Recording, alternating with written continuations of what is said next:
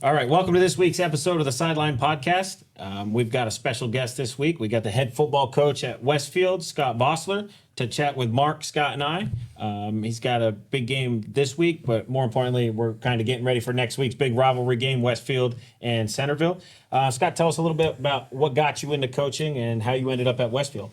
I feel like from a very young age, I knew I wanted to be a coach. My father was a high school football coach for 40 years in my hometown in Ohio. So I was around it from a very, very young age. I was going to football practice. My mom would send my brother and I over there to get us out of the house. And so it was something that I was always drawn to.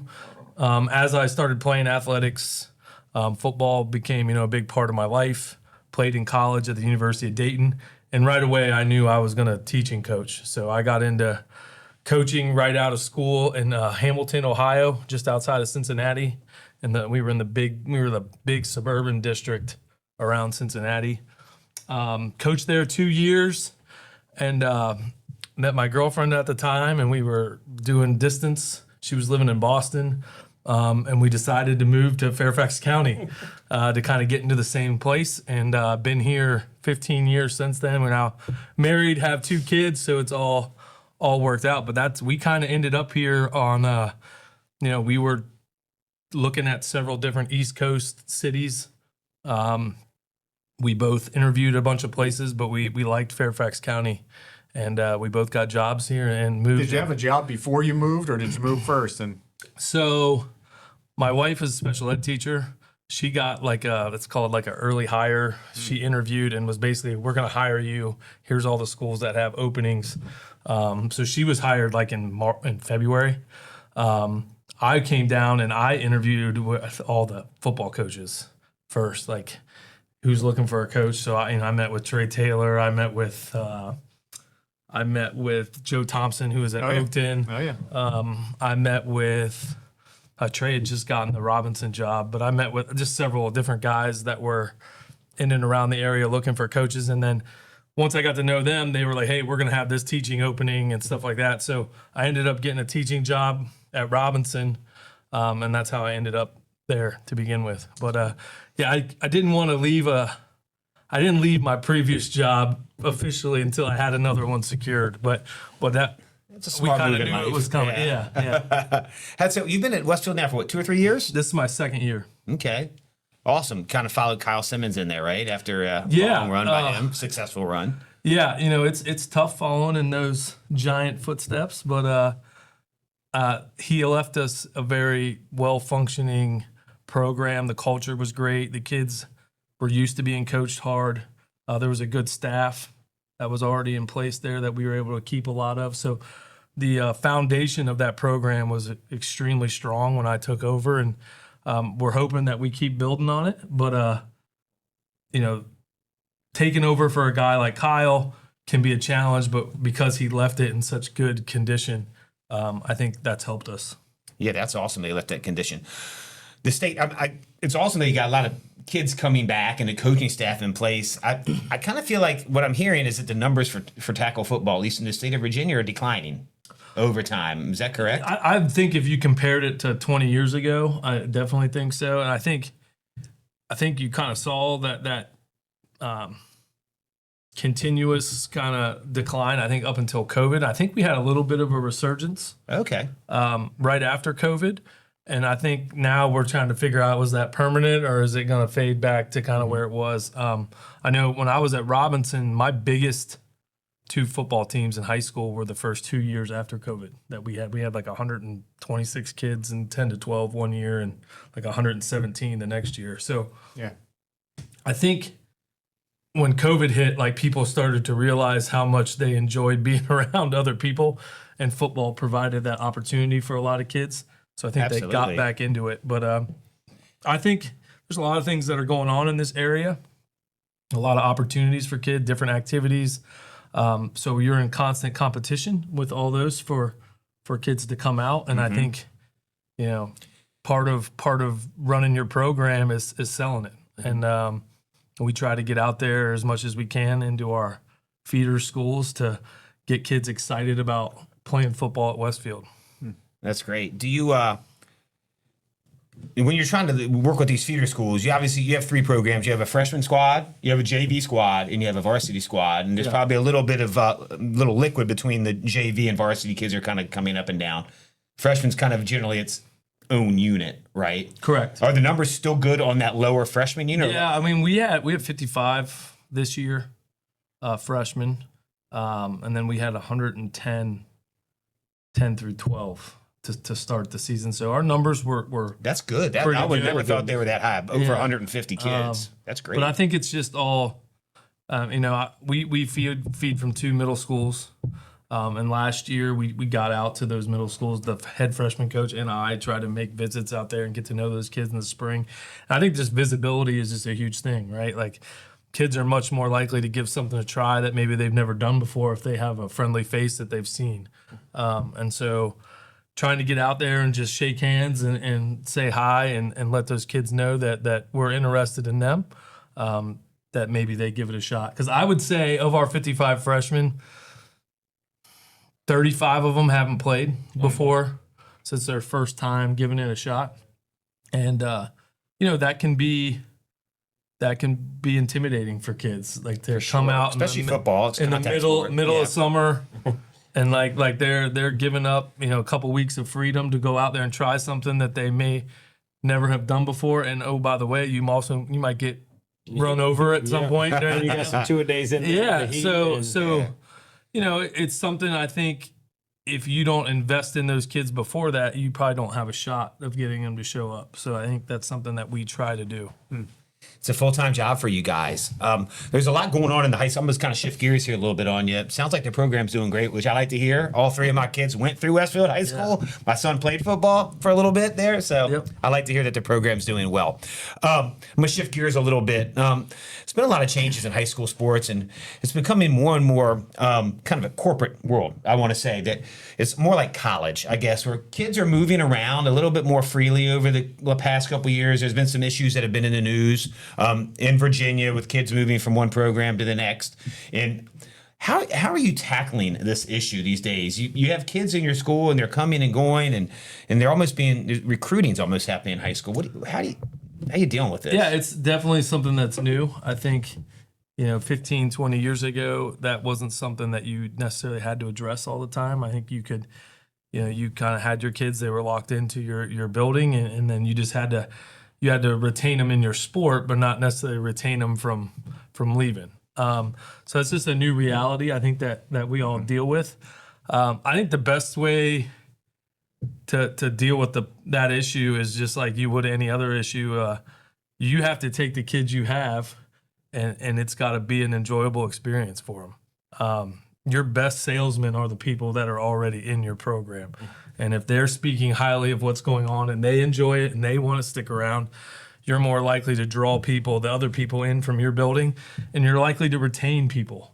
So I think that's the biggest thing that we focus on is, how are we going to meet the goals of our kids and what they want? And when you have 110, there's a variety of goals there, right? You've got your top kids that are thinking about playing in college.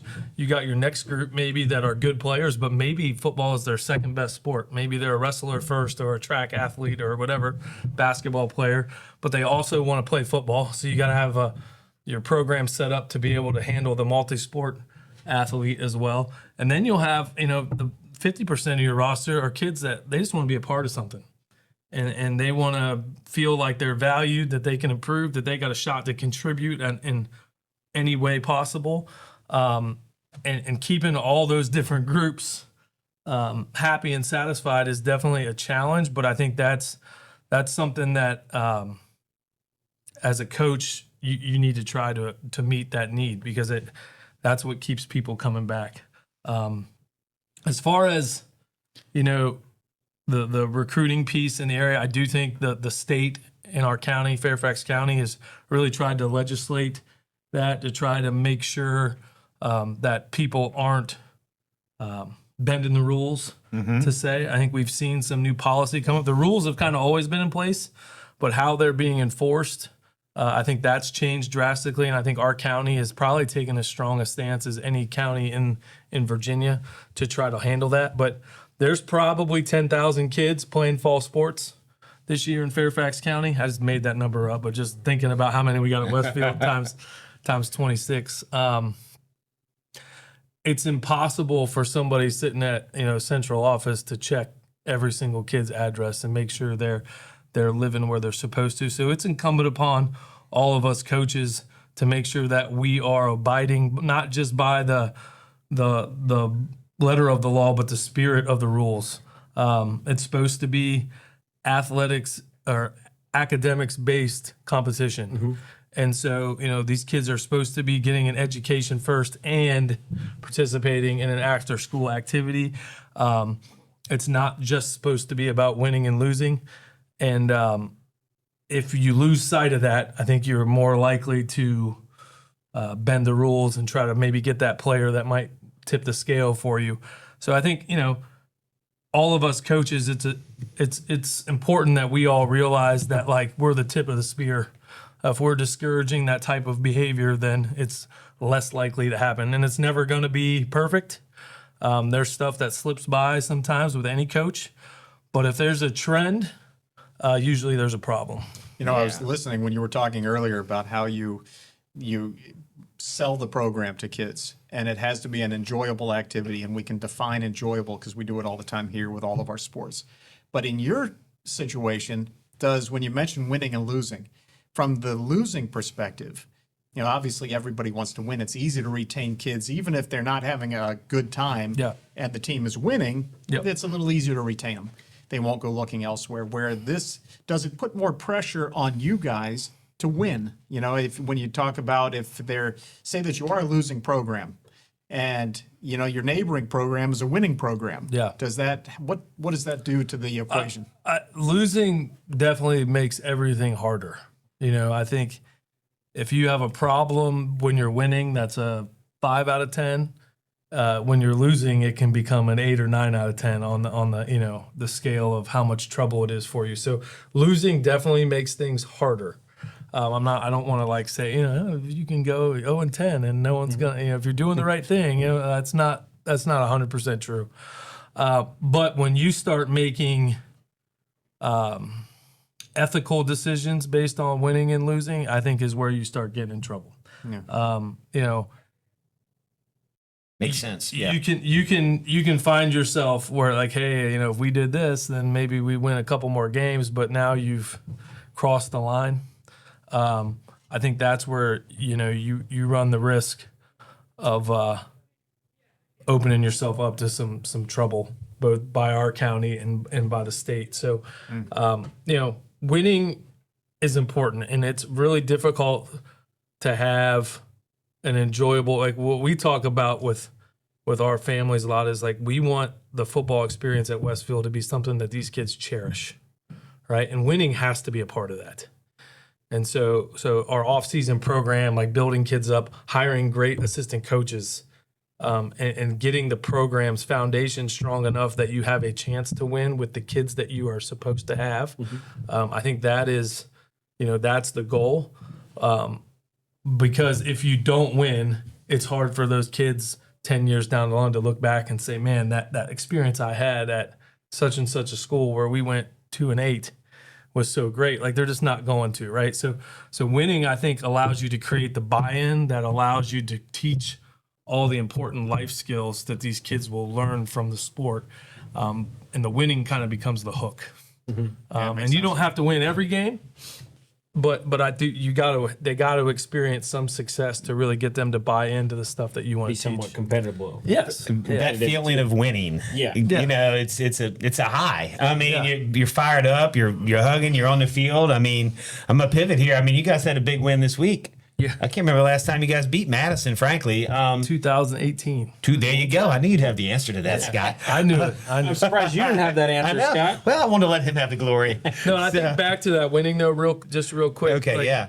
The way we do scheduling in Fairfax County for all the schools, we try to make it the teams that have had historic success or recent success are playing a little bit harder schedule than some of the other. So the schedule is kind of built up to where you're not getting 10 even games, but a lot of teams are getting 6 or 7. games that they can be competitive in, even if they are one of the teams that maybe aren't so talented. And so I think the opportunities out. The hard thing about athletics, and I think it's a great lesson for our kids, because right now, you go to math class and most of the kids have the opportunity to get an A or B. Right? There's retakes and there's a lot of help for anybody. Every week, half the teams are going to lose in athletics. Every single game that's played, one team's going to win and one team's going to lose. And there's a harsh reality for that for the players, the coaches, and the administrators, right? Like, it's not everybody's going to feel good when this is over. No matter how good the two teams are, one team's going to feel great and the other team's going to feel terrible.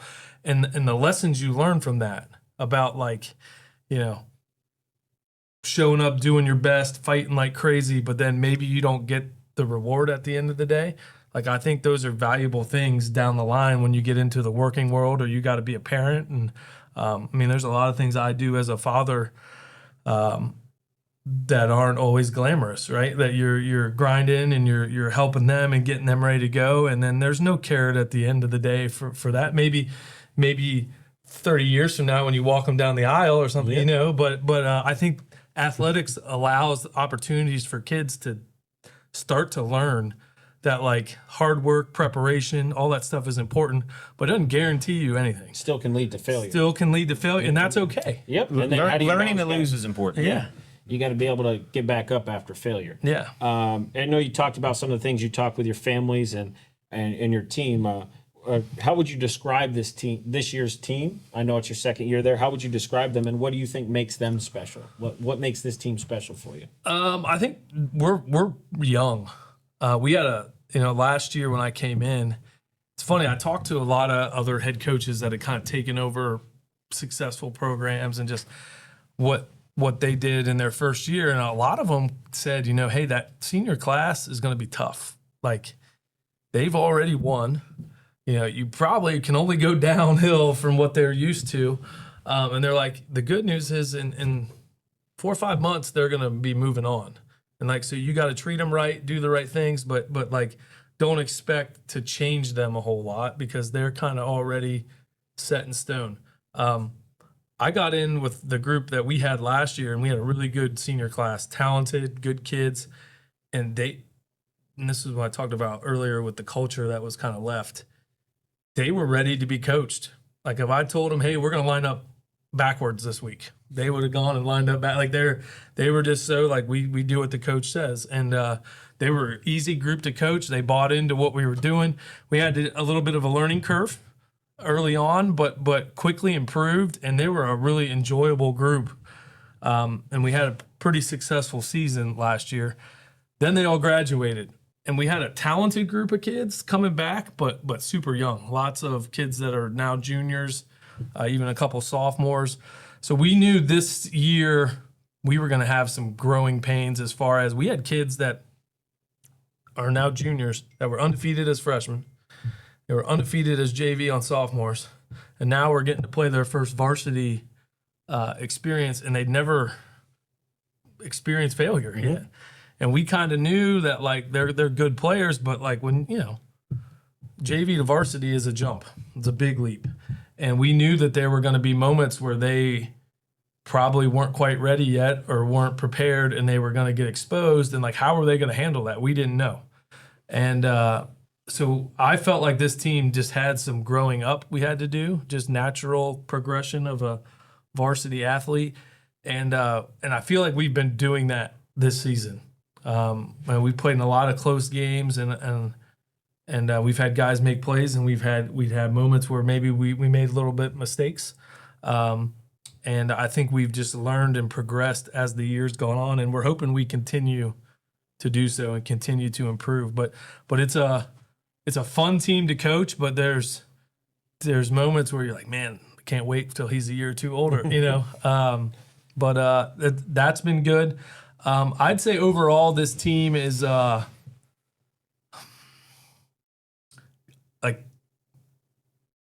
confident. I would say they like, not much seems to ruffle their feathers. They go out there, they play. They seem very content with themselves. Like, we had 2 games where we've won late, and we've had 2 games where we've lost late. and they kind of handle them the same, which is a unique kind of thing, I think, for a group of kids. I don't know if I've had a team that kind of handles things the way that this group does. And so hopefully that ends up, panning out well for us down the stretch run. Yeah.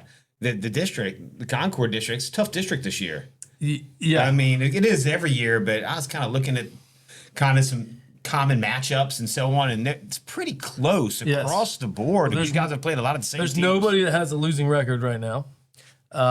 And on top of that, like there's a lot of teams that have played really good teams well.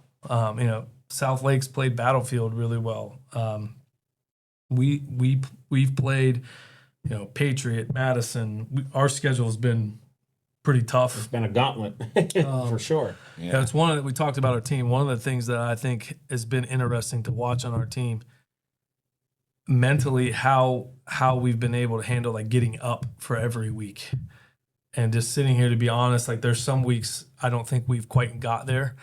But in reality, can you ask a 16-year-old kid to be on point for 10 weeks in a row all the time? Like, I don't know if that's necessarily feasible all the time either. So it's been interesting to watch our guys. And I do think it's really pushed our maturity level forward kind of on an accelerated pace because of the quality of competition we've had to play, where they've had to get themselves ready. Like you play really well but lose against Lake Braddock, and then the next week you're against Madison. Like there's no feeling sorry for yourself or taking a couple days to heal some wounds. It's like right back to work because you got another monster matchup now, and then this next week we got Oakton, and then we've got Centerville, and it's just So It's like the SEC of high school football. No time for rest. It's been cool to watch our kids though, because like I said, we do have a young team. Watch them handle that from the mental side,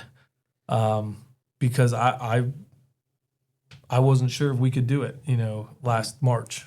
Let's go. You're having a great season. I got a question for you. Back to what you're talking about, your experience, Scott. When you played college football, what was your position? Defensive end. I had a feeling you were defense. I don't know why. I feel bad that we put you in that short chair. Almost out here. Yeah, we shrunk them down here a little bit. Made us feel a little better, especially Mark. Yeah, especially Mark Shorty over there. So back to the Westfield, kind of a defensive team this year. That's something that doesn't surprise me. From looking at it, I feel like they've got a really strong defense. Not taking anything away from any other parts of your team, but I feel like the defense has stepped up a lot. Defense has been tremendous. We got some really good players and really good coaches over there that are doing a great job. We kind of felt coming into the year that could be the case.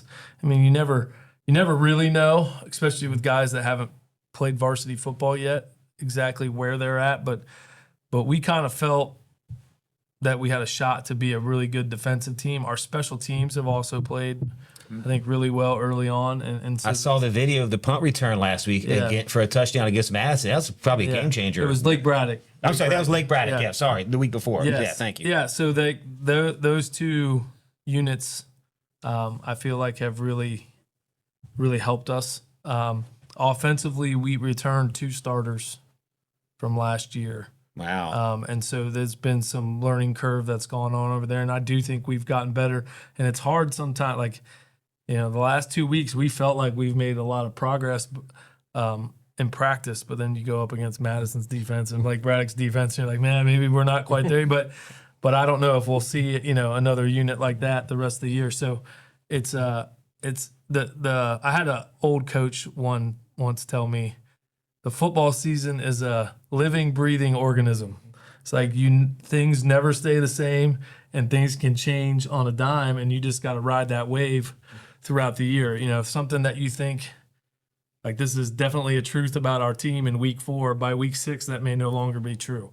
And so you kind of you got to roll with the punches and kind of see how things go. And as the year progresses, there'll be different moments that appear where you got to pull a different string or push a different button to get the guys where you need them to be.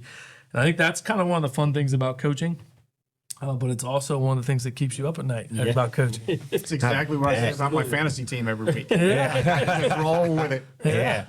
And I know you talked a little bit about Oakton. I don't want to get too far ahead. I know you got Oakton on the schedule this week, but we're going to have Coach Shields from Centerville next week on the show to talk. And it's a big rivalry game, Centerville, Westfield. You guys are hosting this year. A lot of those kids grew up through the same youth sports that we're responsible for, playing in similar teams. They end up at different high schools. And you guys talk about defense. I know they've got a high power offense. I just want to talk a little bit. What do you think some of the keys to success for that game will be? I don't want to get you ahead. Yeah. I know you have Oakton and you're thinking. I'm gonna be about that. honest. I've watched them once or twice on like NFHS. We were off one of the weeks that they were playing, and then I think I caught another game some other time. They look explosive as all get out on offense. Coach's son Will Shields is putting up Yeah, you can sling it a little PlayStation bit. numbers every week. So they're going to be a huge challenge. They're well coached.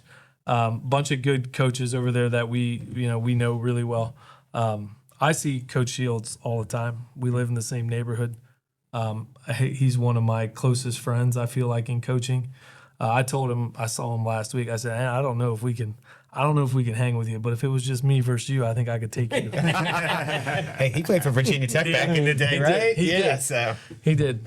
Yeah, he's good. They're really, really good. I think the Concord matchup, one of the things coming out of this past week, we were all very interested in looking at the scores because there were 3 games and you didn't know how any of them were going to turn out because I think that it's kind of bunched up. And so every week, I think we have Oakton, Centerville plays Madison, and then Chantilly South Lakes play. So it's kind of fun every week to do a little scoreboard watching and kind of see how everything shakes out. And most times in high school, there's two, like who's playing the best, who's kind of peaking, and who's falling off, and then like health. Injuries can sometimes play, and I think that'll probably be the case here in the Concord is who can stay healthy and who can play their best football late probably will come out on top. in high school football, it's not necessarily how you do in your district or conference because the way it's set up, it's a formula. Correct to make the postseason. Or is it different now? It has changed this year. Okay. So this year will be the first year in our region. So the Concord and the Liberty District. If you're going to get seeded for the playoffs based on your finish in your district. So it'll be just like basketball and baseball. Just like all the other varsity sports. Yeah, top four cross match in the first round. So you were correct. In the past, it used to be the PowerPoint formula. But that has gone away. The state has kind of said, like, we're not going to force that on anybody anymore and or calculate it. And so each region had to figure out how they wanted to handle their region playoffs themselves. So the importance of these district games is huge. Basically, I'm not saying that these other games don't mean anything, but really They're glorified scrimmages. They're scrimmages. Yeah. They're totally. They have nothing to do with what happens in the postseason. Yeah, Zero. It's in which I personally, I think it's kind of helps scheduling because I think there are a lot of teams that when scheduling would come, when you were worried about PowerPoints, it was like, how can I give myself the best path to get into the playoffs, right? Whereas now it's like, what games are going to be the most fun for my kids to play in, Yeah, agreed. Like, who can we schedule that's kind of a rivalry or close by that will get a good gate and it'll be a great atmosphere? And I think that adds to the experience. Now, we didn't, when this last scheduling cycle came out, it was done before the playoff decision was made. But I think you'll see going forward, if we keep the playoff structure the same, that people would be willing to go play maybe a more competitive schedule because there's no fear of losing those games or It makes a lot of sense. I would think it also gets you the opportunity to gather the guys that may not play in these games, like against Centerville and Madison. They'll play in the non-conference games. Yeah. You can get some teaching time. Yep. So, it's and nobody again, we talked about, like, no one wants to lose those games. Yeah. So you still are playing to win, and it feels the same, but it's a lot easier to go schedule Lake Braddock or Patriot or Battlefield or someone like that when you know that, like, the end of the day, if we don't come out on top, it's not going to put us behind the 8 ball for against somebody that played maybe somebody lesser. Yeah. So that's kind of nice. I got a question. I was going to ask you earlier before we shift gears again.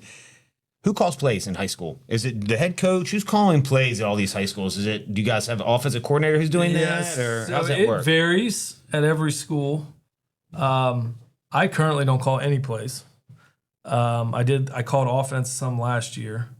Some schools, the head coach will call one side of the. Typically, no one calls both sides. It's just too much. But a lot of times you'll have an offensive and defensive coordinator. One of them could be the head coach, but in some places they're not. Okay. Yes. Who's calling your plays? Pete Bendorf calls the defense. I know Pete. All right, good. And then Mike Lawley calls the offense for us. So it one less thing I got to worry about. That's right. It takes a lot of pressure off you when you don't have to call plays. I don't know how head coaches do that. Manage a game at the same time is trying to figure out your play calling at any level. Calling offense, because I've done both. Calling offense can be trickier because there's just more variables, right? You're looking at where the ball is on the field, down and distance, time on the clock. There's just a lot of different things, and you got to make decisions every. Calling defense is not as bad on game night because if you get caught or you're not sure what you can always just run your base defense. And so sometimes the joke amongst coaches a lot of times is Friday night is a lot easier for the defensive coordinator, but the preparation leading up to it is much harder for the defense because they're learning about the other team a ton to kind of how to coach. They got to study the other team so much that they know how to coach their guys. Whereas on offense, you're dictating a little bit more.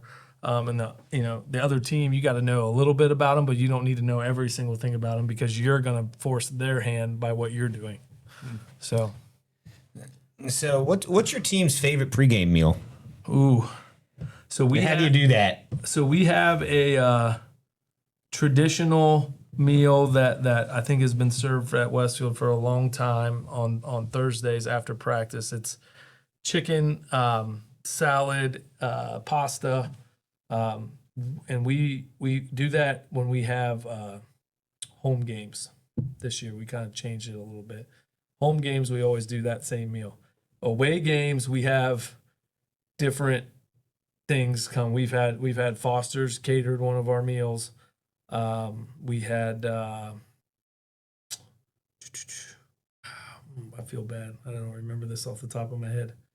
But a farm side. Oh, Farm Side Kitchen over there. And so we've had a couple people come in, and so we get a little bit of variety for our kids. And When you get 110 high school football players, I imagine that's a lot of food going down in a short amount of time. I mean, they're probably tearing it up. Yes, it is. It is. And it is our parent organization has always kind of made that happen.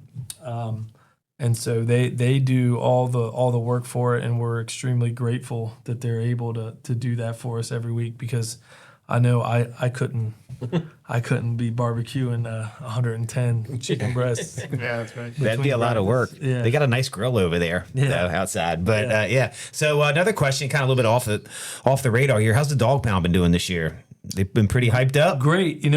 I feel like across the county, when we moved from 7:30 starts to 7 o'clock starts, the atmosphere pregame has dropped off quite a bit. And you'll look, man, like there's nobody here. But then you turn around about halfway through the first quarter and then everyone has arrived. And so it's always interesting.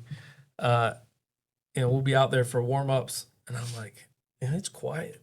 And then 20 minutes into the game, everybody has finally arrived. So, but it's been good. We've had great home crowds.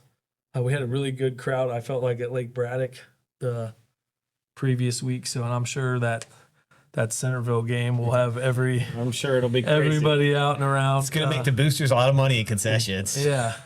So, For I mean, sure. I think that's part of our job with football, right? have a good football program that's doing well, that can sell some tickets and concessions, that lifts all boats in your athletic department. Yeah, I think it's just a different atmosphere than most sports, right? Yeah. Like I'm a baseball guy. You don't see a lot of that. You're not getting that action at a baseball game. Yeah. Even at 6 o'clock at night. Soccer, those things. Football is that sport that really brings everybody together and gets that crowd. It's set going. up for it too. Yeah. We play once a week and play on Friday night. Like there's some logistics to that also make it, I think, more convenient for fans. If we played 4 nights a week, we wouldn't have big crowds all the time. Yeah.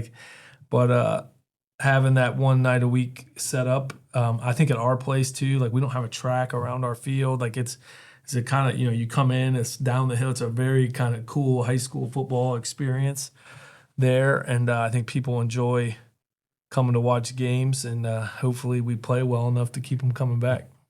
Yeah, that's awesome. Well, we appreciate you coming on, Scott. Yeah. And we wish you nothing but luck this season. Yeah. Zack here might think differently in the Centerville Westfield game, I'm but looking forward to it. I'm on your side. Yeah, there we go. I'm looking forward to it. Yeah, Well, we want right. to take the time to thank Coach Scott Vossler of Westfield coming out to be part of this show. Be sure to check it out. YouTube, Instagram, TikTok at CY Sideline Podcast. We'll see you next week.